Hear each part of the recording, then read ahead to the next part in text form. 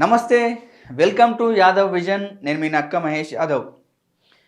ఎమ్మెల్యేల కోటాలో జరగనున్న 5 ఎమ్మెల్సీ స్థానాల ఎన్నికలు దాదాపు ఏకగ్రీవం కానున్నాయి. కాంగ్రెస్ పార్టీ 3 అభ్యర్థులను పోటీలో నిలపగా సిపిఐ పార్టీ ఒకరిని, బీఆర్ఎస్ పార్టీ ఒకరిని బరిలోకి దించడం జరిగింది. దీంతో 5 ఎన్నిక దాదాపు లాంఛనం కానుంది. ఈ నెల 11న నామినేషన్ పత్రాలను పరిశీలించగా అభ్యర్థి ఉపసంహరణకు 13వ తేదీ మధ్యాహ్నం వరకు గడువు ఉంటుంది. 5 స్థానాలకు 5 కంటే ఎక్కువ మంది అభ్యర్థులు పోటీలో ఉంటే ఈ నెల 20న ఎన్నిక నిర్వహించే అవకాశాలు ఉన్నాయి. అయితే బారాసాకు కూడా ఒకే అభ్యర్థి అని ప్రకటించడంతో పోటీలో కేవలం 5గురే మిగలడం జరిగింది. దీంతో ఎన్నిక జరిగే అవకాశాలు లేకుండా గడువు ముగిసిన తర్వాత అభ్యర్థులను ఏకగ్రీవమైనట్లు శాసనసభ ఎన్నికల రిటర్నింగ్ అధికారి ప్రకటించే అవకాశము మనకు కనిపిస్తూ ఉంది. అంటే దాదాపు ఓకే అయినట్టు అనమాట. అయితే బీఆర్ఎస్ పార్టీ నుంచి ఎమ్మెల్సీ అభ్యర్థిగా బీసీ సామాజిక వర్గానికి చెందినటువంటి డాక్టర్ దాసోజు శ్రవణ్ పేరును ఆ పార్టీ అధినేత కేసీఆర్ ప్రకటించడం జరిగింది. బీఆర్ఎస్ పార్టీ నుంచి 38 మంది ఎమ్మెల్యేలు ఎన్నికైతే వారిలో 10 మంది ఎమ్మెల్యేలు కాంగ్రెస్ పార్టీలోకి వెళ్ళడం జరిగింది. అదంతా మనకు తెలిసిన విషయమే. సాధారణంగా ఒక ఎమ్మెల్సీ అభ్యర్థి ఎన్నిక కావాలంటే 21 మంది ఎమ్మెల్యేలు అవసరం కానుంది. ఈ పరిస్థితిలో దాసోజు శ్రావణ్ ఒక్కడే బీఆర్ఎస్ పార్టీ ఉండడంతో ఆయన ఒక్కడు ఎన్నిక అయ్యే అవకాశాలు చాలా క్లియర్గా కనిపిస్తున్నాయి.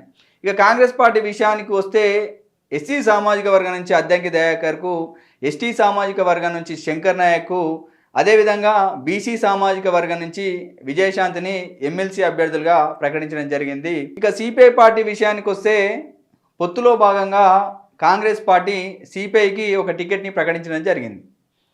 సిపిఐ పార్టీ ఎమ్మెల్సీ అభ్యర్థిగా నల్గొండ జిల్లాకు చెందినటువంటి నెల్లికంటి సత్యంను ఆ పార్టీ ప్రకటించడం జరిగింది. దాదాపు ఆదివారం రాత్రి ఎన్నో చర్చల తర్వాత 10 గంటలకు నెల్లికంటి సత్యం పేరును వాళ్ళు ప్రకటించడం జరిగింది. ఇక నెల్లికంటి సత్యం విషయానికి వస్తే ఇతను బీసీ సామాజిక వర్గం యాదవ్ కులానికి చెందిన వ్యక్తి. నల్గొండ జిల్లా మునుగోడు నియోజకవర్గం ఎల్లెలగూడెం గ్రామవాసి. ఈయన విద్యాభ్యాసం అంతా కూడా పొలిటికల్ సైన్స్లో పోస్ట్ గ్రాడ్యుయేషన్ పూర్తి చేయడం జరిగింది. ఇతనికి సిపిఐ ఉద్యమ నాయకుడిగా కూడా బలంగా పేరుంది. 1985 నుంచి 2000 వరకు పార్టీ యువజన విభాగం ఏఐవైఎఫ్ నల్గొండ జిల్లా కార్యదర్శిగా పనిచేయడం జరిగింది. ఆ తర్వాత 2010 నుంచి 2016 వరకు మునుగోడు మండల కార్యదర్శిగా, 2016 నుంచి నల్గొండ జిల్లా సిపిఐ సహాయ కార్యదర్శిగా, 2020 నుంచి నల్గొండ జిల్లా కార్యదర్శిగా పనిచేయడం జరిగింది.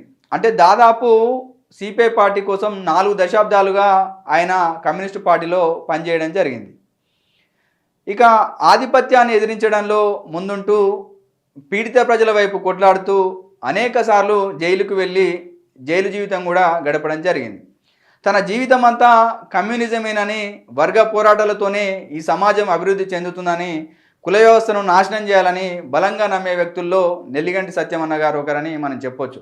కాబట్టి ఇతనికి సిపిఐ పార్టీ ఎమ్మెల్సీ టికెట్ ప్రకటించడం పట్ల తెలంగాణ రాష్ట్ర వ్యాప్తంగా యాదవ సామాజిక వర్గానికి సంబంధించినటువంటి అనేక మంది యాదవ నాయకులు, అదేవిధంగా ప్రజలు సిపిఐ పార్టీకి ధన్యవాదాలు తెలియజేయడం జరుగుతుంది.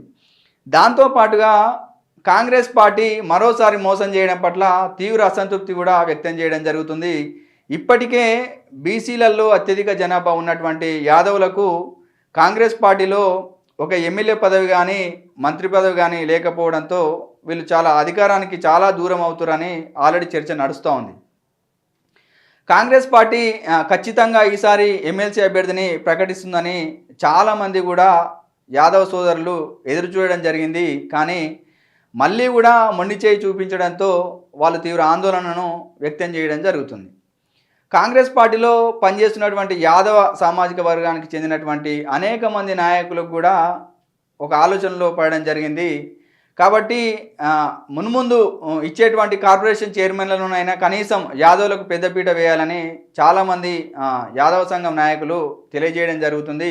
కాబట్టి చూద్దాం, వాళ్ళు మరి నిజంగానే కాంగ్రెస్ పార్టీ యాదవుల మీద చిత్తశుద్ధి చూపెట్టి వాళ్ళకు పదవులు ఇస్తుందా లేదా అనేది మనకు ముందు చూడబోతాం. కాబట్టి ఇలాంటి మరికొన్ని విషయాలను మీ ముందుకు తీసుకొచ్చే ప్రయత్నం చేశా. కాబట్టి మా యాదవ్ విజన్ ఛానల్ని లైక్ చేయండి, షేర్ చేయండి, సబ్స్క్రైబ్ చేయండి.